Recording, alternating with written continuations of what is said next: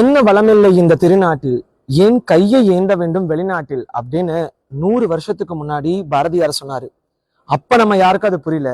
இப்போ ட்ரம்ப் இந்தியர்கள் மேல அதிகமா வரி விதிச்ச பிறகு ஐடி கம்பெனிகள்ல இருந்து அரசாங்கத்துடைய தலைவர்கள் வரைக்கும் இல்ல இனிமேட்டு எல்லாரும் இந்தியன் ப்ராடக்ட்ஸ் தானே ஜோகோ ஆப்ஸ், ஜோகோ அப்ளிகேஷனை நோக்கி போறாங்க. வாட்ஸ்அப்புக்கு ரீப்ளேஸ்மெண்டா அரட்டை நம்ம ஆரம்பிக்க போறோம். குரோமுக்கு ரீப்ளேஸ்மெண்டா உலா அப்படின்னு நம்ம ஆரம்பிக்க போறோம். இந்த உலகத்துக்கு ஒரு தமிழரான ஸ்ரீதர் வேம்பு தெரியுது. ஆனா ஸ்ரீதர் வேம்பு மாதிரி பல ஆயிரம் ஸ்ரீதர் வேம்புகள் இந்த மண்ணுல இருக்காங்க. ஆயிரக்கணக்கான ஸ்டார்ட் அப்ஸ் அவங்களுக்கான ஆடியன்ஸை தேடி, அவங்களுக்கான கஸ்டமர்ஸை தேடி, அவங்களுக்கான ரைட் இன்வெஸ்டர்ஸை தேடி இங்க தஞ்சம் அடைஞ்சிருக்காங்க.